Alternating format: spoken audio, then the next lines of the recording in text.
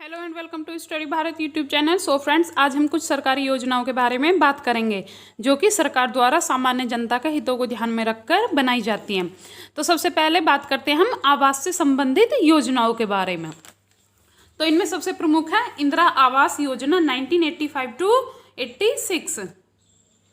Indira Awas Yojana okay ये आवास से संबंधित है और इसका जो मुख्य उद्देश्य है वो है जितने भी अनुसूचित जाति है और जनजाति है और इसके अलावा जो बंधुआ मजदूर है उनको निशुल्क आवास प्रदान करना, निशुल्क घर प्रदान करना। किस किस को इंदिरा आवास योजना के तहत किस किस को दिया जा रहा निशुल्क जो आवास, वो है एससी एसटी और बंधुआ मजदूर, इनको निशुल्क आवास उपलब्ध कराना। और इसमें इनको मकान बनाने के लिए सरकार के द्वारा कुछ या फिर संपूर्ण सहायता राशि दी जाती है। सरकार के द्वारा इनको सहायता राशि दी जाती है। अगर बात करें मैदानी क्षेत्रों की, तो मैदानी क्षेत्रों में जो सहायता राशि है वो 20 से 22 हजार के लगभग दी जाती है। इसके तहत उसमें उनके घर में एक मकान में क्या होगा, एक स्वच्छ शौचालय की व्यवस्था होगी और इसके अलावा एक पूरी तरह से छुआछूत से रहित चूल्हा दिया जाएगा। मतलब एक स्वच्छ जो रसोई घर का उसमें निर्माण किया जाएगा, जिससे कि जो वहाँ पर महिलाएं हैं उन्हें कोई कष्ट ना हो। और मकान की जो लाभार्थी होगी वो महिला होगी, या तो महिला होगी जो लाभार्थी होगी जिसे इसका लाभ मिलेगा, या फिर पुरुष व महिला दोनों इसमें सहभागी होंगे। अगर पति पत्नी है तो वो दोनों इसके सहभागी होंगे। अगर केवल सिंगल महिला है, अकेली महिला, तो वो इसकी अकेली लाभार्थी होगी।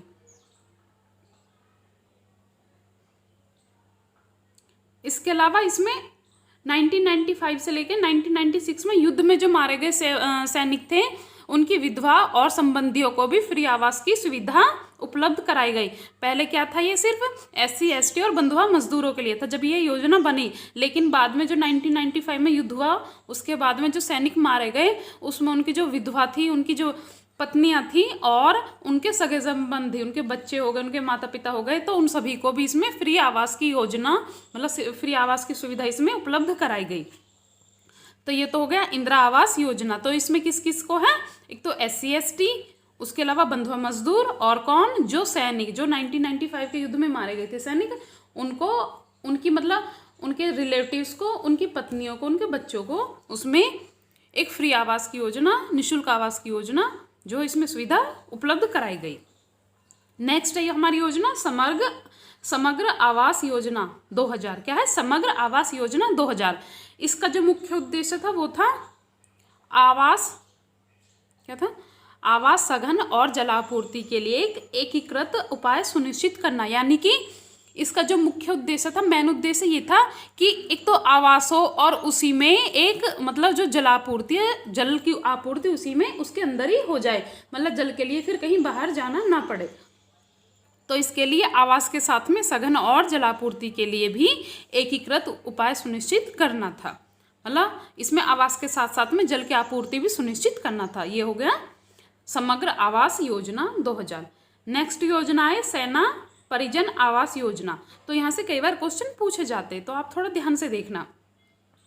तो सेना परिजन आवास योजना इसका ये था कि जो भी सैनिक थे, जो भी सेना में कार्य कर रहे थे सैनिक, उनके परिजनों के लिए कुछ जो आवास की योजना इसमें दी गई, कुछ जो इसमें सहायता राशि भी दी जाती है। और ये 15 अगस्त 2001 को जो हमारे उस टाइम पे प्रधानमंत्री थे अटल बिहारी जी, उनके द्वारा इस योजना को घोषित किया गया। किस लिए, जो भी सैनिक थे उनके परिजनों को निःशुल्क आवास प्रदान करने के लिए, कुछ सहायता राशि के द्वारा निःशुल्क जो आवास है उसे प्रदान करने में सहायता के लिए। अब देख इसका उद्देश्य क्या क्या था, भारतीय सेवा में कार्यरत जवानों के परिवारों के लिए देश के विभिन्न विभागों में पर्याप्त भाग में आवासीय इकाई का निर्माण किया जाना। इसका जो मुख्य उद्देश्य था वो था कि जो देश में भारतीय सेना में जो भी जवान कार्य कर रहे हैं उनके परिवारों के लिए विभिन्न विभागों में एक आवासीय इकाई होनी चाहिए, ताकि जो सैनिक है वो भी अपने परिवार के साथ में वहाँ पर रह सके। तो इस तरह से नेक्स्ट है हमारी योजना अंबेडकर वाल्मीकि मलिन बस्ती योजना। क्या है, फिर से देखते हैं, अंबेडकर वाल्मीकि मलिन बस्ती योजना। तो सबसे पहले इसका ड्यूरेशन टाइम कब था इसका, ये था 15 अगस्त 2001 को ये घोषित की गई अटल जी द्वारा। जो अटल बिहारी वाजपेयी थे उस टाइम पे हमारे प्रधानमंत्री, उनके द्वारा इसे घोषित किया गया। इसमें सभी जो गरीब हैं, देखते हैं हम कौन कौन आते हैं इसमें, गरीबों को, अन्य पिछड़ा वर्ग और अनुसूचित जाति व जनजाति को आवासीय सुविधा उपलब्ध कराना जाना था। मतलब किस किस को, गरीबों को हो गया, इसके अलावा अन्य पिछड़ा वर्ग यानी ओबीसी वाले, और अनुसूचित जाति और जनजाति SC ST के लिए भी इसमें क्या था, आवासीय सुविधा उपलब्ध कराना था। इसके लिए जो कि विशेषतः शहरी क्षेत्रों में रहने वाले गरीब वर्ग थे, ठीक है, जो कि शहरी क्षेत्रों में रहने वाले गरीब थे, उनके लिए विशेष योजना थी ये, उनके लिए विशेष कार्य कर रही थी। तो ये तो हो गया अंबेडकर वाल्मीकि मलिन बस्ती योजना। अब नेक्स्ट है प्रधानमंत्री आवास योजना। ये काफ़ी सुना होगा इसके बारे में, 2015 में योजना आई थी, 2015 से 16 तक, ठीक है, तो इसके बारे में काफ़ी सुना होगा। अगर बात करें प्रधानमंत्री आवास योजना की, तो इसे भारत सरकार की है एक योजना। ये क्या है, भारत सरकार की एक योजना जिसके माध्यम से नगरों में रहने वाले निर्धन लोगों को उनकी क्रियाशीलता के अनुसार घर प्रदान किए जाएंगे। यानी कि जो भी शहरी क्षेत्रों में लोग रह रहे हैं, जो भी गरीब लोग रह रहे हैं शहरी क्षेत्रों में, उन्हें उनकी क्रियाशीलता के अनुसार घर प्रदान किए जाएंगे। ओके, तो इस योजना के तहत शहरी जो क्षेत्र में गरीब थे उनके लिए निःशुल्क आवास की या फिर कुछ सहायता राशि के द्वारा घर प्रदान करने की इसमें योजना थी। और अगर इसकी बात करें तो इसका जो कभी कभी फैक्ट के रूप में पूछ लिया जाता कि इसकी जो शुभारंभ है वो कब हुआ इस योजना का, तो इस योजना का शुभारंभ हुआ था वो 25 जून 2015 को हुआ था। तो आप ये डेट याद रखेंगे, 25 जून, ओके, 2015। तो इसकी डेट है, आप ये याद रखना, काफ़ी इंपॉर्टेंट है प्रधानमंत्री आवास योजना। ओके, तो ये तो हो गई हमारी आवास से संबंधित योजना। अब हम देखते हैं कि सरकार पेयजल से संबंधित कौन कौन सी योजनाएं बना रही है, या जो मतलब पूर्व में कौन कौन सी योजनाएं बना दी गई हैं।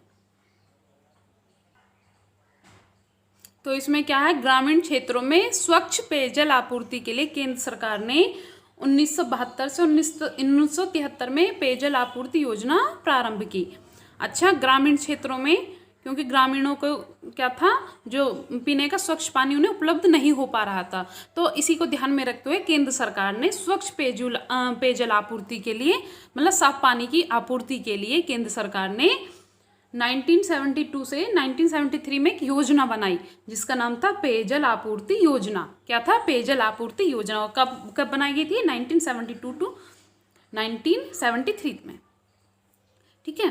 तो ये उस टाइम पे बनाई गई थी, लेकिन इसका जो 1991 में इसका नाम बदलकर इसका राजीव गांधी राष्ट्रीय पेयजल मिशन कर दिया गया।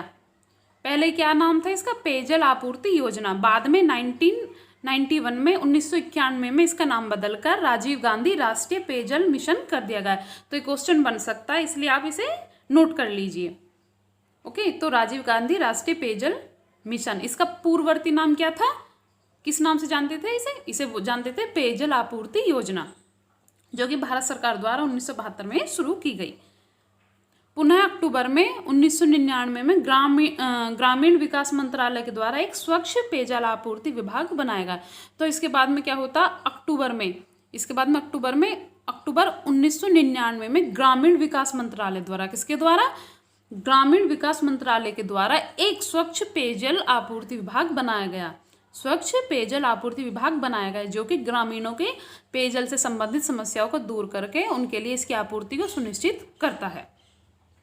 तो फैक्ट बन सकता है। तो ये तो हो गई पेयजल से संबंधित योजना। अब हम देखते हैं नेक्स्ट है हमारी अंत्योदय अन्न योजना। क्या है, अंत्योदय अन्न योजना, और यह खाद्य सुरक्षा से संबंधित योजना थी। किससे, खाद्य सुरक्षा से। तो इसका जो प्रारंभ हुआ था वो 25 दिसंबर 2000 को हुआ था। कब हुआ था, 25 दिसंबर 2000 को, ठीक है। तो ये आप ये डेट जो इसे याद रखना। अब हम इसके उद्देश्यों के बारे में बात करेंगे कि योजना किस लिए बनाई गई, अंत्योदय अन्न योजना। ओके, तो सबसे पहले था इसमें खाद्य सुरक्षा उपलब्ध कराना। जो भी गरीब तबके से लोग आते हैं उनको खाद्य सुरक्षा उपलब्ध कराना, जिसके तहत कोई भी भूखा ना रहे। इसके तहत क्या है, 1 करोड़ गरीब परिवारों को प्रतिमाह 2 किलोग्राम, मतलब 2 रुपये किलोग्राम से गेहूं मिलते हैं और 3 रुपये किलोग्राम के भाव से इनको चावल मिलते हैं। फिर से देखते हैं, मतलब कितने वो आते हैं, कितने गरीब परिवार आते हैं इसके अंतर्गत, 1 करोड़ गरीब परिवार आते हैं। उनको 2 रुपये किलोग्राम के हिसाब से तो गेहूँ मिलते हैं और 3 किलोग्राम मतलब 3 रुपये किलोग्राम के हिसाब से इन्हें चावल मिलते हैं। और कुल उन्हें 25 किलोग्राम अन्न मिलता है।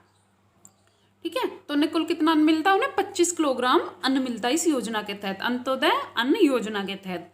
किस हिसाब से? 2 रुपये किलो प्रति गेहूं और 3 रुपये किलो प्रति चावल, इस हिसाब से।